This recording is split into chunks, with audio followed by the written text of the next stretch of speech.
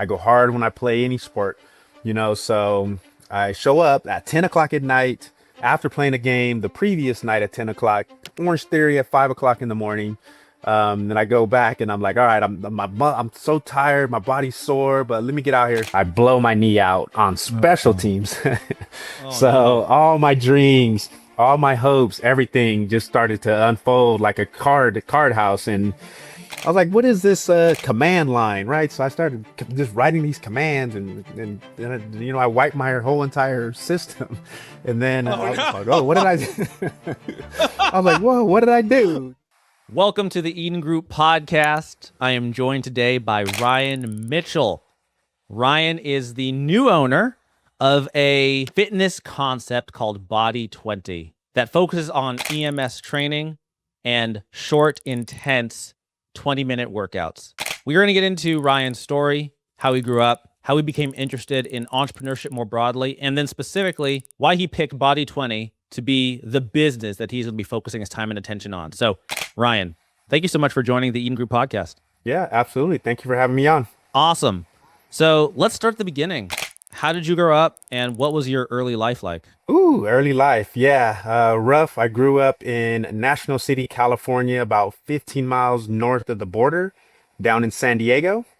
Very active Oh, wow. childhood, spent a lot of time outside running around. That's all we did as kids, back then.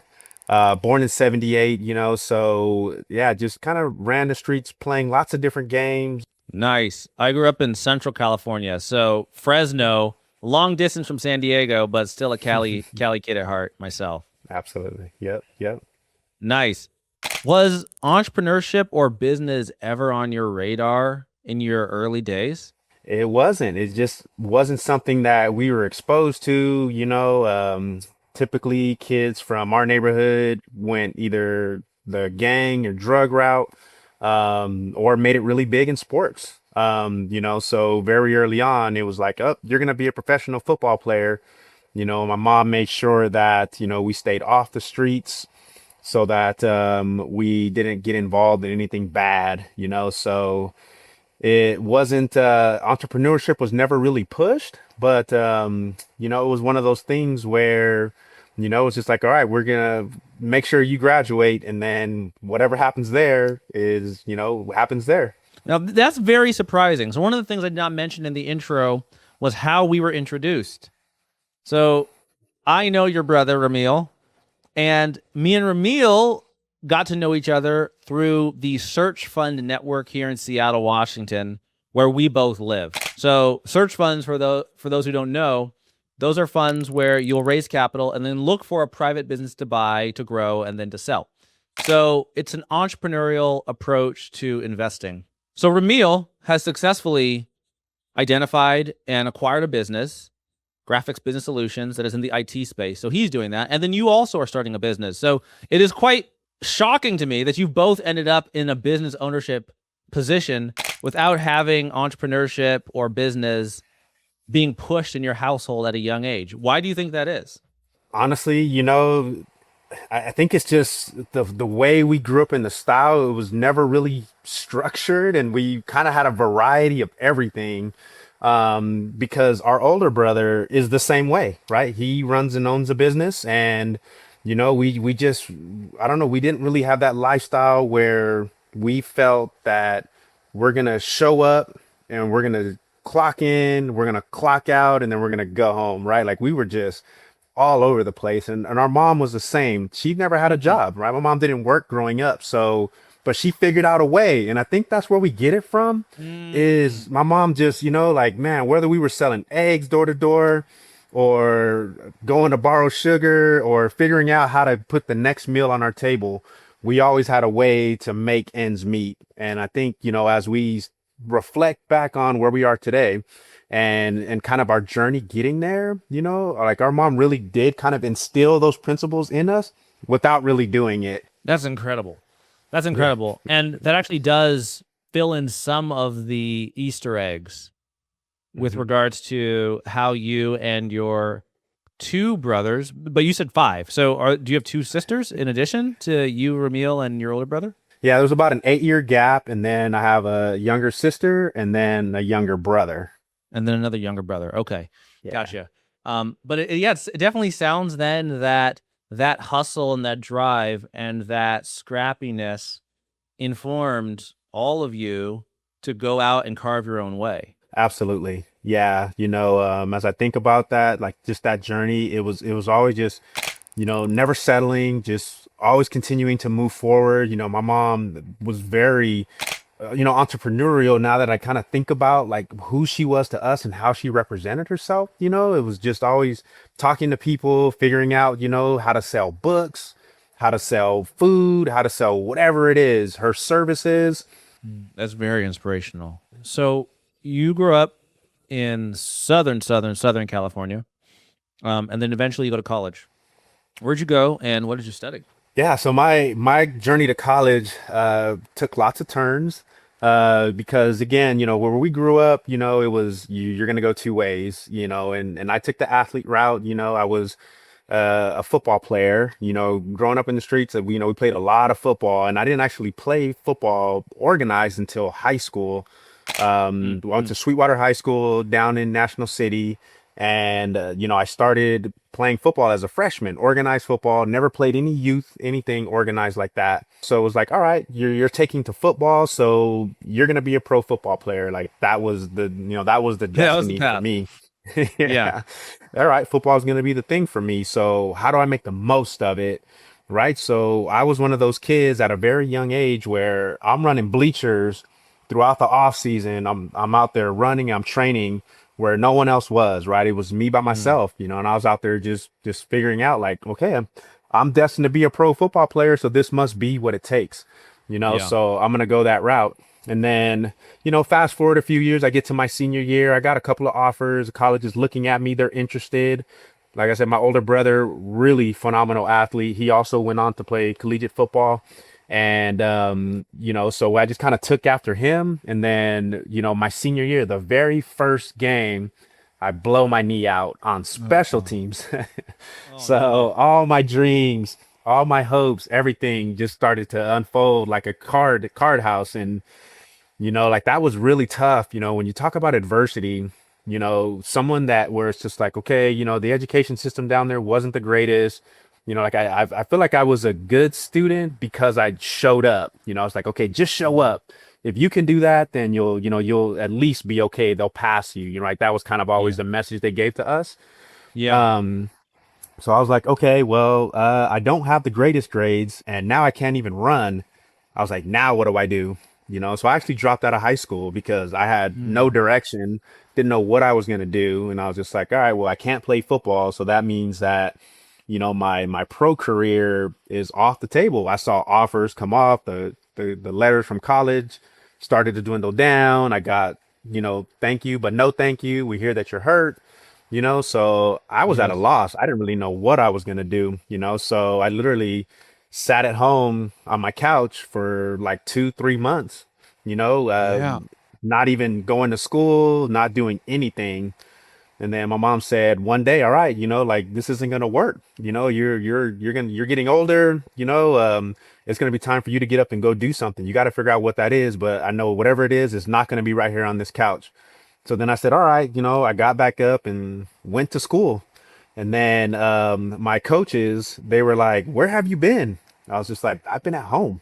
And the crazy thing about it, right, it's like no one called during that time. Nothing really happened. They just kind of let me drop out, So, once I got back, they started saying, where have you been? You're supposed to be doing rehab. Like, how are you going to get back out there if you're not strengthening yourself or anything like that? So I was like, okay, well, what do I do? So they started just doing like little PT stuff here and there. Then finally I got up, to where like I was strong enough to compete in track and field. Nice. So I was able to, and I was a high jumper. So my left leg, I tore my leg, but I jump off my right leg. So All I right. had enough Okay. strength. I had enough strength to get up to the bar to jump, So it was like, all right, Yeah. cool. And I actually did okay. So I was like, all right, well, what can I do in track? They're like, it's a little late, because I came in halfway through my senior year. And then, like I said, a lot of those things, I was like, well, I don't really know what my future is gonna be. So luckily in California, they have community colleges where football Mm-hmm. programs are there. So I kind of reignited my career and then just said, all right, I'm going to go walk on and I'm going to try this thing out again and I'm going to see, like what we can do. So I get out there, we're doing like tests, vertical tests and, sprinting and all those things. I do a vertical jump, hear a pop in my knee. I'm like, dang Oh, it. I retore it. And then I was just like, if anything else could go wrong, right? So luckily I didn't re-tear it. I just kind of ruptured it. But there went another year of sitting out, like not being able to fulfill my dreams. So, from there, I was like, okay, I don't know what else to do, right? Like I was already out of the house. I was about to turn 19 and I'm just at a loss. So I didn't really know what direction to head into. And I was just like, all right, well, I'm gonna do this thing one more time. And if it goes well, then we'll go with it. If it doesn't, then I'm gonna go work somewhere and I'll figure it out. And luckily, I switched community colleges. I went to one called Grossmont, east side of San Diego. Had I played lights out, like my life depended on it. And I ended up getting a scholarship to go play for the University of Oregon. So that brought finished out my are you football kidding career. me? Oh, Yeah. So dude. Okay, I'm talking about a hero's journey, man. Like that is a yeah, ton of adversity, a ton, like absolutely. one heartbreak after another, and then so you're a Yeah. duck. I'm a duck. Absolutely. Jeez, I mean, listen, I'm in Washington, so we're supposed to hate the Ducks, but congratulations, man. That's amazing. Yeah. Thank you. Thank you. Thank you. Thank you. I But mean, I'm starting to see the yeah, breadcrumbs that are leading you to Body 20 little by little. I'm starting to see the story absolutely. come together. So you arrive at Oregon, and what did you study? Did you study anything for the and how many years were you at Oregon? So I was at Oregon for 3. So my passion was technology, believe it or not, because we didn't growing up Oh, as I believe kids, it. we didn't really have access to tech Ramil's also until into that. I mean, he's a data whiz, Tableau yeah. and all the Yep. Azure and data science. Yeah, that's what he does. We just, it was just something, we hear about these things, we heard about the internet, we heard about cell phones, but didn't really have them, and then I finally got a computer when I got to college. I was like, oh, this is kind of cool. I can do stuff. I can search the internet. I had a MySpace page. Just all those things. And then I was like, oh, I had MySpace in high school. yeah. Then I was like, I was like, what is this command line, right? So I started just writing these commands, and I wiped my whole entire system. And then Oh I was just like, oh, what did no! I? I was like, whoa, what did I do? And then it was like the journey from me with not only wiping my system because I spent my whole financial aid check on this thing, and I'm just like, there's no way this is broken. So the $1,500 that I got for 3 months, I was supposed to last me 3 months, I spent on a computer that I broke. So then I was like, all right, well, I got to figure out how to fix this. So through that, like learning how to fix it, I was just like, oh, this is actually kind of cool. There's so many things that go on with the computer that, I said, all right, I want to study computer science because I just want to get better at this and understand Let's it. go. Yeah, but unfortunately, the university had a different idea for me just because we're so involved, as athletes at that level that they said it would be really, really tough for you to major in computer science and play football. Be with the demand from football, you'll most likely be ineligible. So I was told no. So they said, all right, go take this quote unquote what we call the athlete major, sociology. You have to show up, talk to your professors, and then make sure they see you, and then most likely they'll pass you. So it wasn't too challenging. But like I said, I'm always diligent with showing up at least, right? So I did that, and I passed, right? But that was my major, so I got my undergrad in sociology. So, but I still always had this fascination for technology, right? All things tech. How do you feel about having a desire to do computer science and then being told no, just do sociology, just trust us? That's like how do you feel about that today in retrospect? In retrospect, I think I would have my life would be very different. Just knowing that about me and saying, well, you can't do this because we don't think you'll be eligible. You're not going to have enough time. So, like I just, and at the time, I didn't really, like my parents, they never really guided me to like really stand up for myself. It was just like one of those things where I just said, okay, well, if you're saying this, then it must be true. So I went that route and I just said, okay, well, I'm here. I'm thankful to be here. So whatever you say I need to do, I'll do. Would you have traded the success on the football field for the ability to complete a CS degree? Oh, that's a tough question. I learned so much on the field, and I do feel like the pressure situations that we were under, because week in and week out, we were on television, we had massive crowds come to our games, it's just like, you learn how to compete under pressure, because all eyes are on you, Yes. Yes. and you kind of learn that, and you learn to just become that person that says, all right, it's go time, everybody's watching, so that I don't know that I would have traded it, like I feel like there's a Mm-hmm. there's a master plan, right? And it all, Yes. it's all coming together the way that it should. And I learned so much from that, like I'm very comfortable like in pressure situations, not only with the way that I grew up, I think that also has a lot to do with it. It's just like when the lights come on, like it's time to go. And even when the lights are off, right? Like I still, like I was saying, like I still, like I have that mentality, and it's just like what you do, Sunday through Friday is really what shows up on Saturday, and that was really the result of what we would see. And it's just like I felt like I could do these things at a really high level because when nobody was looking, that's when you're really putting in the time. So, what's the next step then in your journey after 3 years at Oregon? Yeah, from there, I was trying to figure out, do I continue to live in the state of Oregon or do I go back to San Diego? So I just started looking for jobs and trying to figure out, like, okay, well, what's next for me?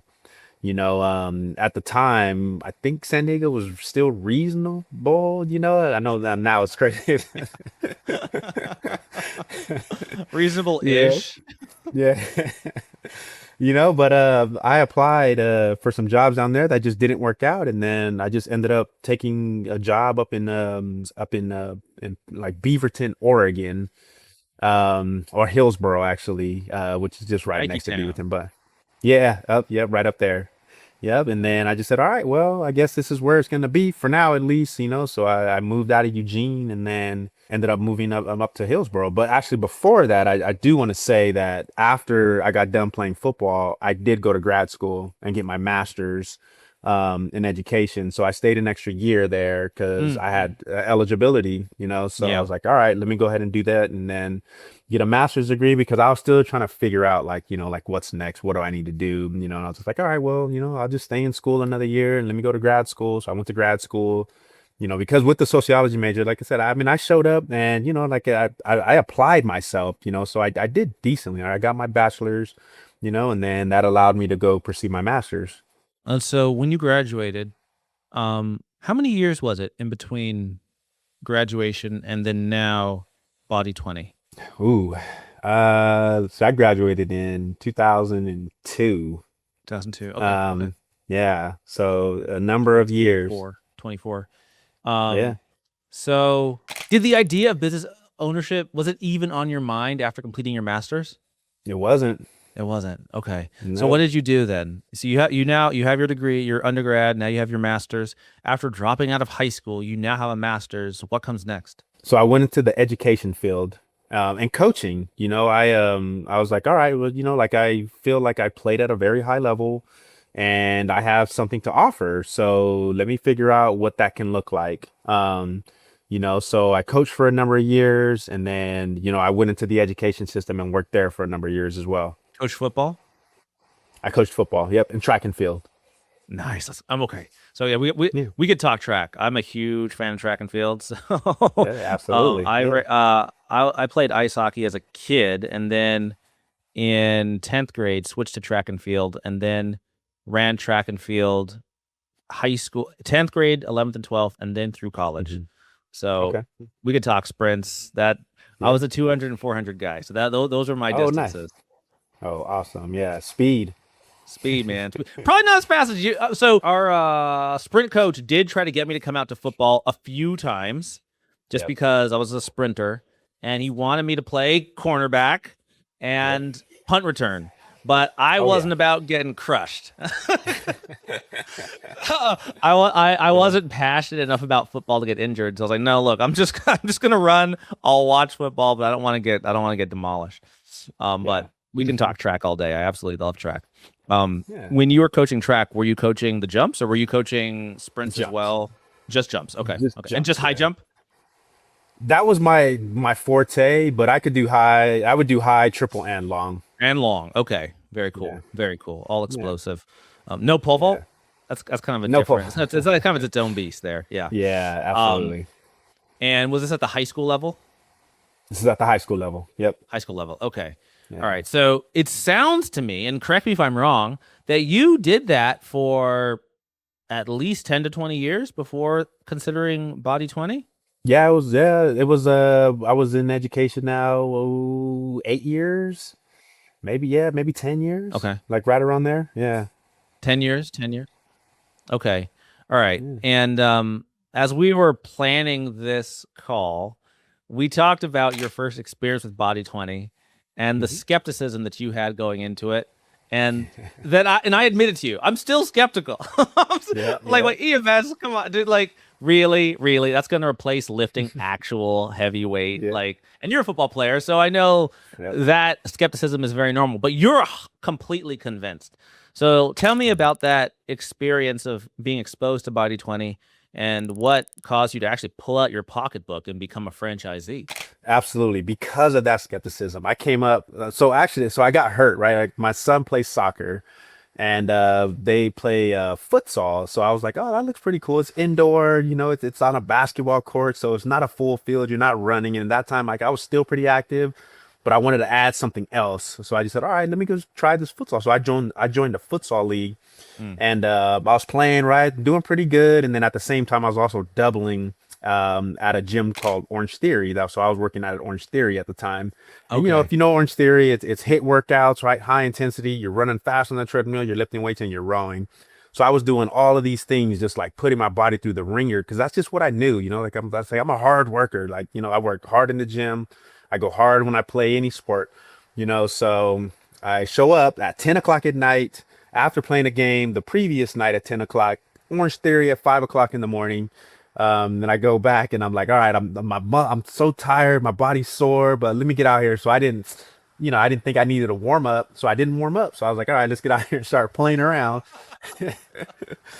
2 minutes into it, pop, pop, pop up my left leg. I was like, oh my God, I thought I blew my Achilles. I was like, no, that is going to be detrimental, and then I had to sit out. I was like, all right, so let me throw some ice on it. And I was like, I couldn't walk. It was hard for me to get home. And then I went to my physical therapist, and he's like, okay, man, you ruptured your soleus, which is pretty serious. You're gonna have to take some time Oh out in the no. gym. Yeah, and I was just Jeez. like, like what am I gonna do now? Because I was in it at Orange Theory. I was going 6 times a week, sometimes 2 times a day. So Jeez, yeah, Louis. Wait, coaching or like doing the workout? doing the workouts. Oh Yeah, my gosh, dude. yeah, and I was in great shape. I just Yeah. didn't warm up. I should have warmed up. Dude, You know? this is classic, man. This is Yeah. classic like hardcore, especially sprinter mentality that is like, dude, Yeah. you're not 20 anymore. Not at Like, all. Yeah.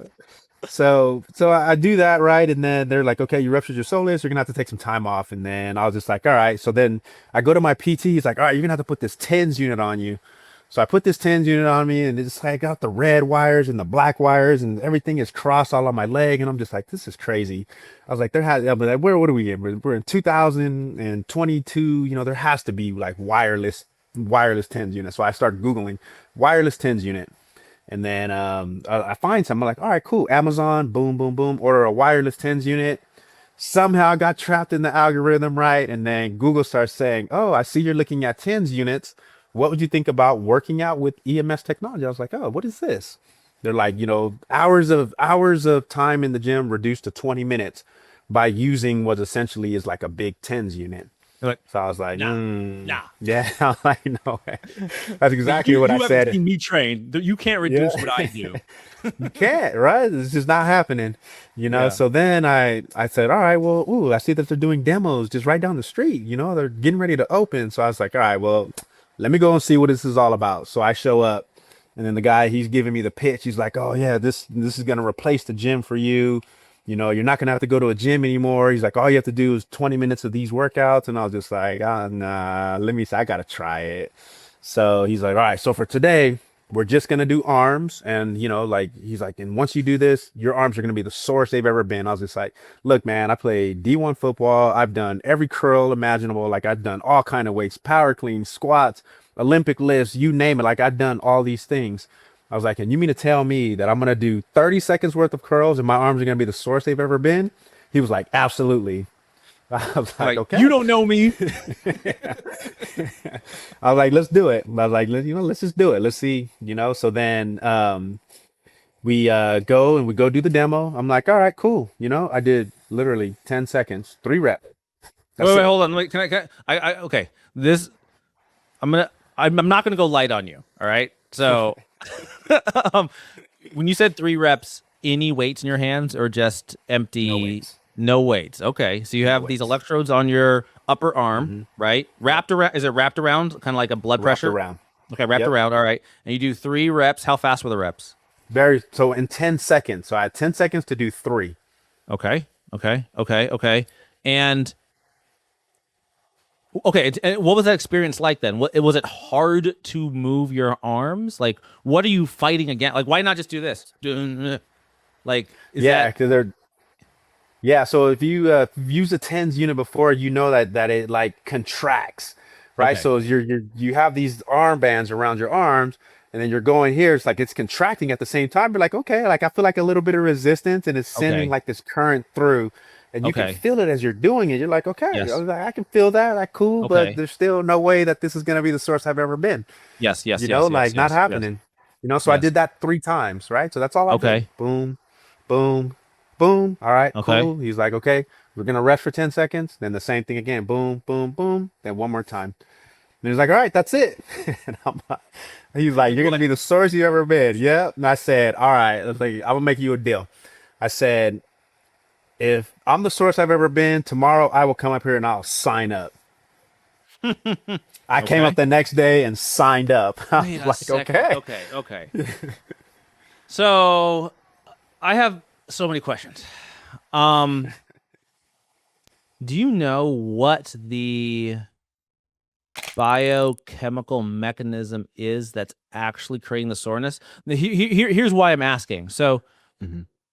generally speaking, with traditional training, you feel sore because your muscles have broken down in some way, and acid,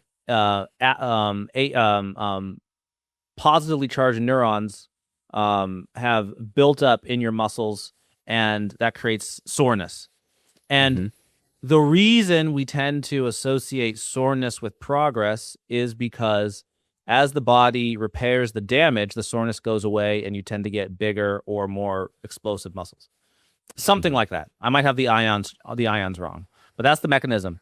Um, in the case of EMS, how similar is there still a breakdown of the muscle fibers occurring?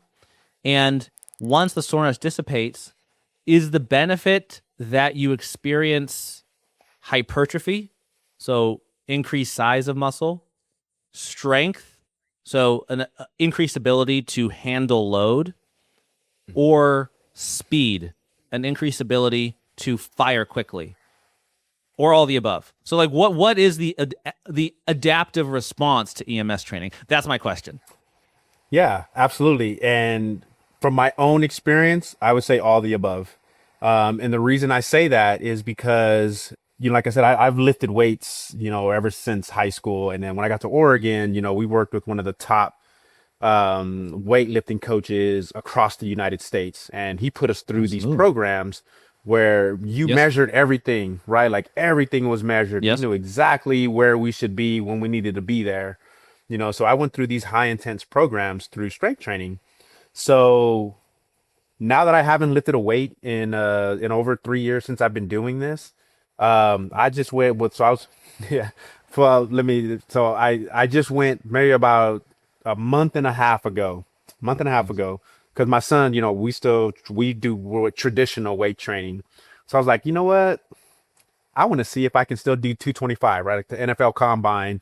When I was back at Benching. Oregon, I did it 12 times. Yep, bench press. So then I said, okay, well, let me see where my strength is, because I want to be able to see, like, with what I'm doing, with my EMS fitness, is it Mhm. translating to like what I do in the weight room? Yeah, moving So real loads through space. Yeah. yeah, absolutely. And back then, right, like we would lift Tuesdays and Thursdays, pretty heavy, and then during the season that was it. But then during the off season, right, we ramped that up. We went three, sometimes four times a week, lifting traditional weights, right, pretty heavy, pretty serious stuff. And now I go once a week. I go 20 minutes. So I know that the equivalence, like, it's not quite the same, right? Like I'm not lifting like power lifting like that, but like I'm still working out. So then I said, all right, let me start out with 135 just get warm.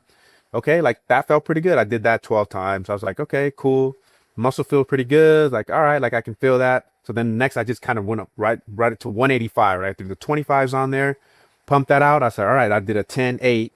And then I started to work my way down. I just said, okay, let me throw on 205. So I threw on 205. I got it 6 times. I was like, okay, Hmm. cool. Then I went up to 225. All right. I was like, all right, Jackson, that's This my is it. son's name. I was like, you're gonna have to do that. This is what I'm shooting for. You're gonna have to spot me if in the event that I need it. Right. So I knocked it out 4 times. So I was like, okay, like for the amount of lifting that I used to do to get it to 12 times, which is way more than your average person, right?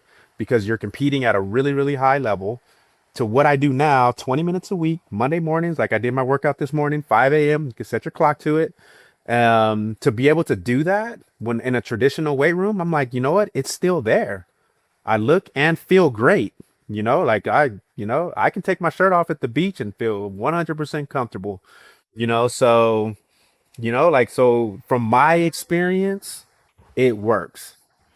That's a really good bang for your buck. I mean, Yeah.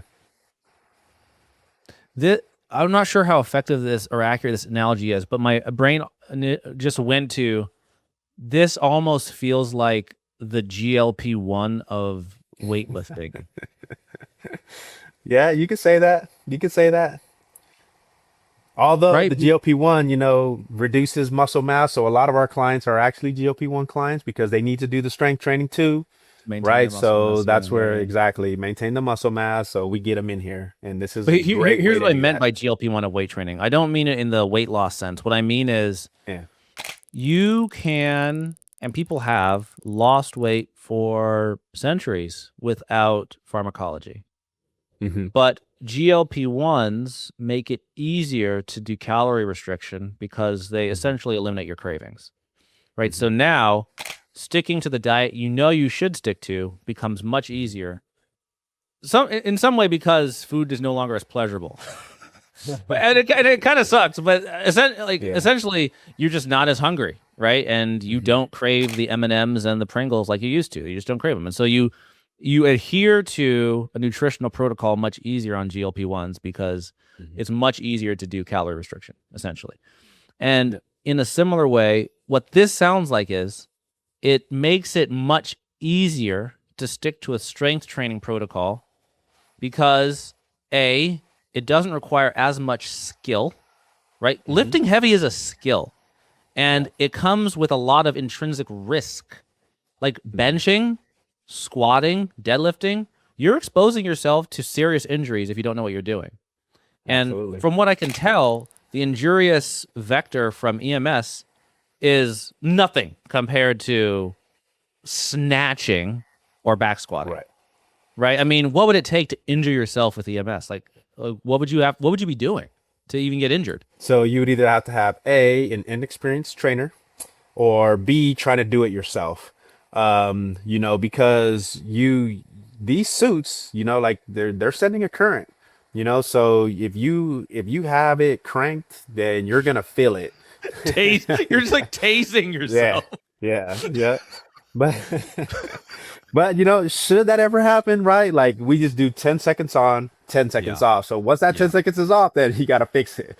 But Yeah. we go through a rigorous training program to make sure our trainers are certified and Yes, of they course. understand what to do and how to go about doing it. But that's really the risk that you run, is something like that, which hasn't happened. At least not under my watch. And I know I've only been here for a month, but it's never happened to me. It's really controlled. And you almost would have to deliberately say, I'm just gonna crank, and no one's gonna do that. Yeah, Um, we don't want any final destinations yeah, scenarios. exactly. We Yeah, don't want exactly. that. So here's my next question. It is much more plausible to me that EMS would be more effective at maintaining previously acquired muscle mass and strength with a much lower investment of time to maintain. So let's say Mhm. over a 20-year period from 20 to 40, you've worked your deadlift up from 135 to 600 pounds, but it's taken you 20 years of deliberate work. Mhm. In my mind, it's much more conceivable that I could maintain 95% of my strength on EMS. But is it possible to build that strength on EMS? Do you see the difference in my question? Absolutely. Yeah. And I would say 100%. This is on the newer side of fitness, right? But I think a lot of Yes. that too is just because people are just learning about it. Just learning about it. It's Yeah. been around it's been around for decades. It's just, no one really considered this way as a method of getting to where you want to get to, not maintaining, right? Like I'm at the on the upper end, right, where it's like, yeah, I mean, I've done all these things, but with the way the suit works, with the way it trains, like those are going to be the things that I'm going to be looking to roll out to University of Oregon, right? Like, hey, you got injured players, you got players freshmen that are coming in, you want low impact, high reward, look at EMS fitness Yeah. because it Interesting. works. Yeah. So that was going to be my very next question. If this Yeah. works so well, are Olympians doing it? Are your professional and Division One college programs doing it? And if not, why not? And you may have answered the question, but yeah, if Mhm. this works so well, are they doing it? If not, why not? So I'm gonna say, okay, so Tyreek Hill has done it, right? He's posted all Okay. over social about it. So he's Okay. gone to Body 20 and he's done it. And I think, one of those things again where it's so new to people, anytime I talk about Body 20 and EMS fitness, people are just like, oh, well, what is that? You know, I think ask that question again in 3 years, you're gonna say, Mm-hmm. "Up, that it answered itself." People are starting to figure this out, and they're starting to see that with EMS technology and the way that it contracts the muscles and what it can do for people, there is no limit. So it's Body 20 is for everybody, and that's literally Mm-hmm. like the slogan on the back of my shirt. Mm-hmm. Everybody, it doesn't matter where you are in your fitness journey, you can get something out of EMS fitness. Well, this is very fascinating. I mean, I'd never heard of it as a training protocol. I've heard of it as a rehabilitatory methodology, but not as a training protocol until Ramil sent me the text and I saw your video and I looked it up. What? This is Yeah, okay. I mean, I'm going to be keeping tabs on this for sure. For sure. absolutely. Tell me a bit about the franchisee opportunity. And I believe you've also locked up your regional like footprint as well. So tell me Mhm. about your vision as a business owner and where you want to take your involvement with Body 20 over the next 10 20 years.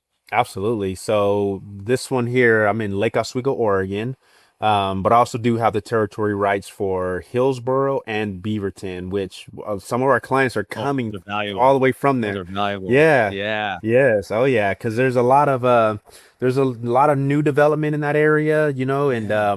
and people they're saying, all right, well, like one of our members, I work out 3 hours a day. I'm in the gym.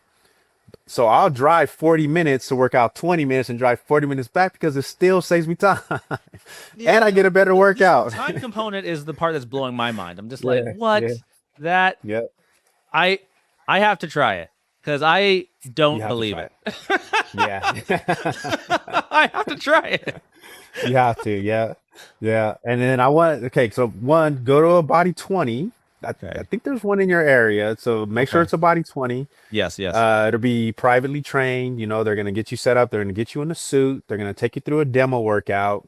And then I want to see how you feel the next day. And more importantly, the day after that, right? Because, so like I Dom. did my workout this morning and I already feel it, right? So it's like I got that little tingling feeling. So I'm like, all right, cool. I know it was good. So tomorrow I'm gonna be sore and I'm gonna be like, all right, cool. You know, I'll go play some pickleball and then it'll loosen up a little bit.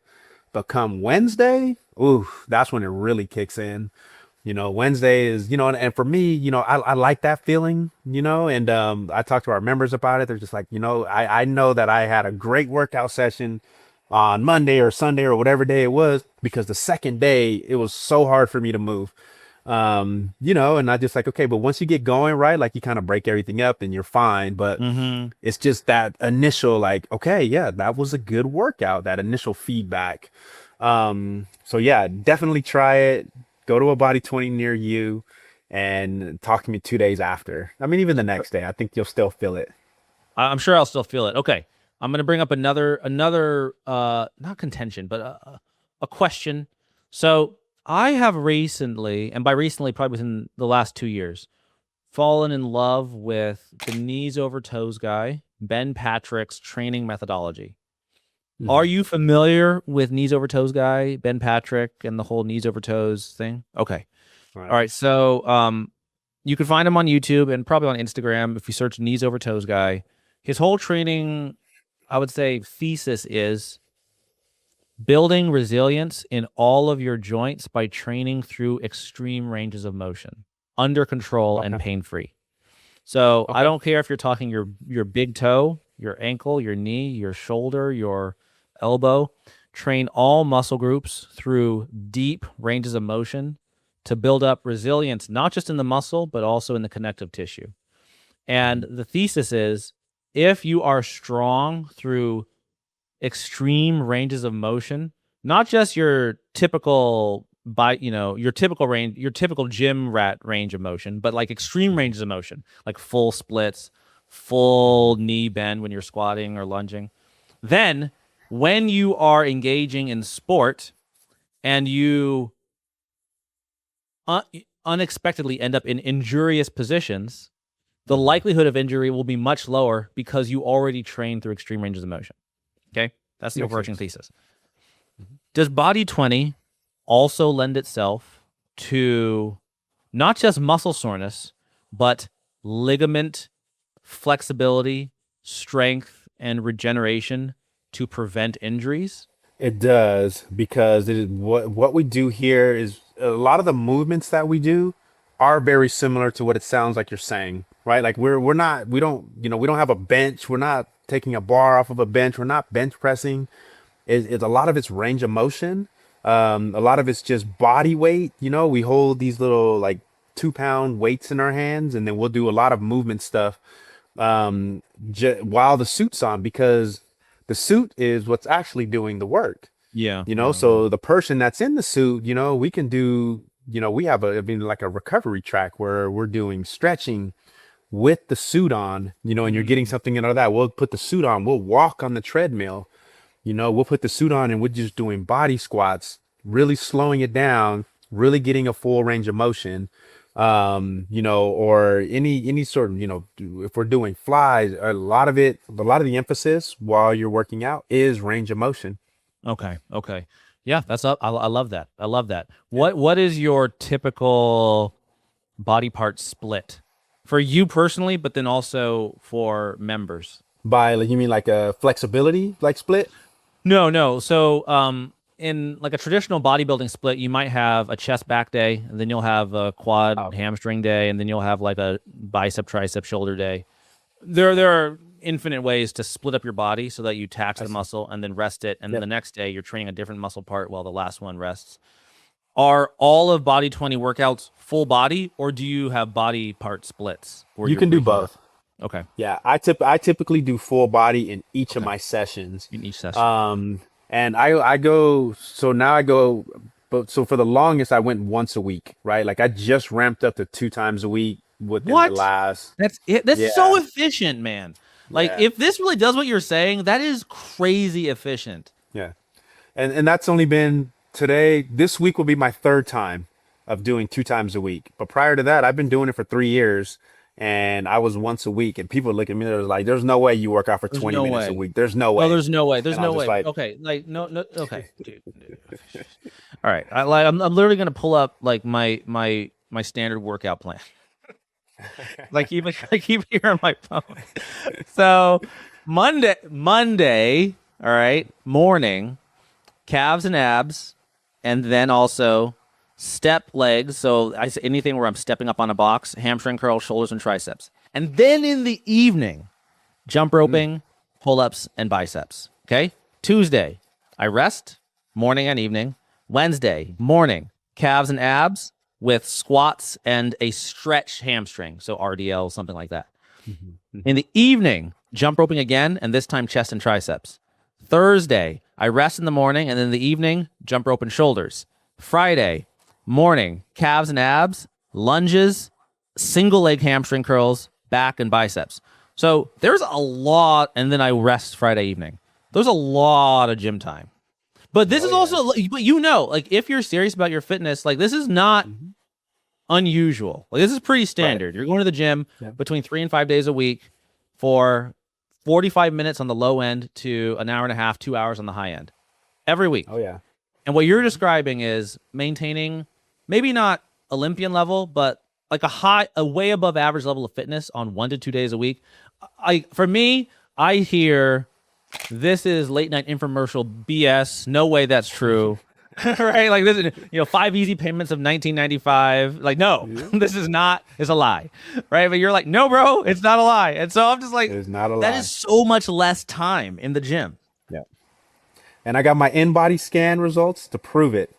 The in-body scan. Have you done one of those before? Is it like a DEXA? You stand on the little machine and you hold your Oh, arms and away from your you hold the elbows. electrodes and then Yep. yeah, okay, Oh, okay. yeah. I haven't done one, but I know what you're talking about. Yeah, it breaks down your weight, your skeletal muscle mass, your BMI, your body fat percentage, all of it. Breaks it all down. It'll tell you, Yeah. like here's what you're doing, and for your listeners out there that understand what a D type is, that's what I am. That's where my body weight is low, my body fat weight is low, but my strength is high. So if Mm, you could just think of a D like that, your skeletal muscle mass is right in the middle, and it's just like, dude, you are muscle, and you mm-hmm. have low body fat percentage, and your weight is right where you need to be for being 6 foot tall. So yeah, it's like, and I said that's what I've been doing. And I play pickleball. That's the only other thing that I do is I play pickleball for fun, and then this is my weight training. Wow. Well, thank you for bringing this concept to our attention. Yeah, it's blowing my mind how little time that is. Yeah, yeah, absolutely. Yeah, Yeah. And if it really does what you say, and I have no reason to disbelieve you, that's remarkable. That's remarkable. And yeah, it feels as transformational to hmm weight training as GLP-1s have been hmm to weight loss. absolutely. And that's my passion for taking over this gym is because what it has done for me. Now that all our members, I've been getting a chance to meet all our members. They are so thankful, and I'm so blessed to be in this position. Like I don't feel like owning one of these gyms. If you don't do it, this is like one of those things like you have to do it because this is a belief. This is not like something you just I want to invest and I just want like something that's cool, that's trendy. You have to do this because it's a way of life. Like until you do it, you don't understand it.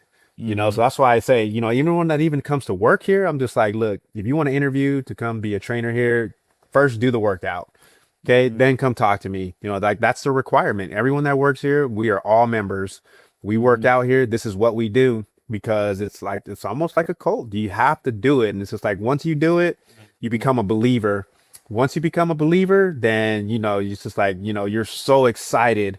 Like I train our members here too, and I'm so excited for them to go through the things that I go through, and like it's like, man, I just had I'm still here every Monday morning, 5 a.m. I did my workout. I'll be back on Thursday, same thing, 5 a.m. I'll do my workout.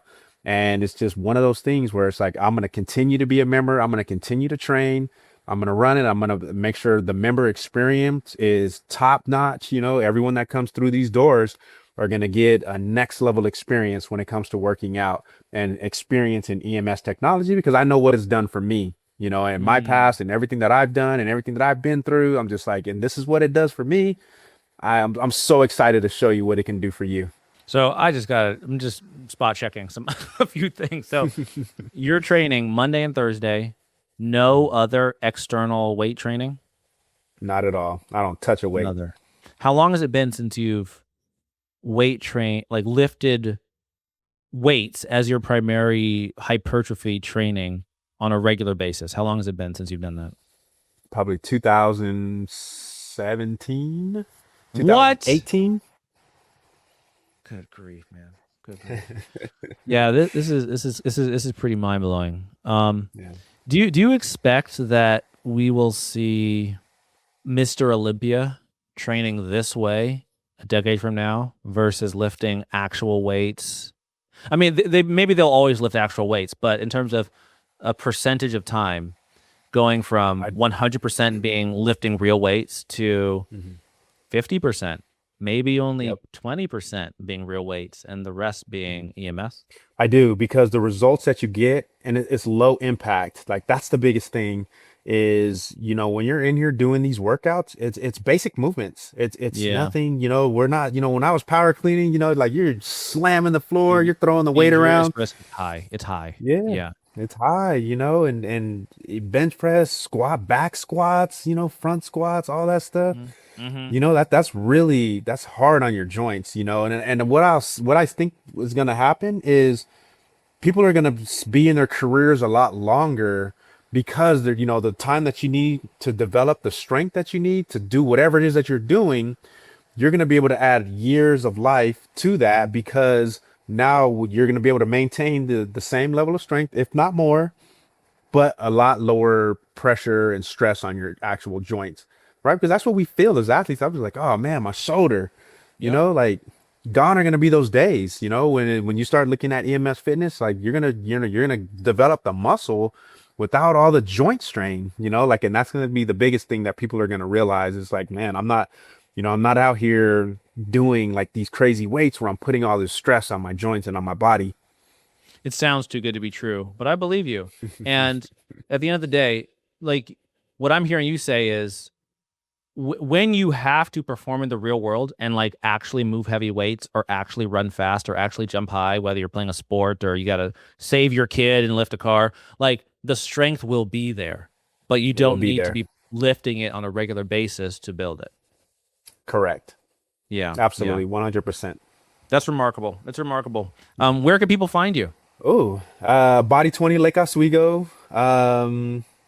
My socials haven't been quite updated yet with all the Body 20 information, but if you go Body 20 Lake Oswego, any of your socials, you'll be able to get to me that way. Right now, eventually, the social piece will start to reflect, who I am and what I do. But Body 20 Awesome, Lake Ryan. Oswego, yeah, Is there anything else that you want to highlight for the people? give it a try. Again, the skepticism will definitely be there. Just try it and see what you think, and then from there, yeah, make your decision. Ryan, thanks you so much for your time. Awesome. Yeah, absolutely. Thank you. Thank you. All right, see you guys.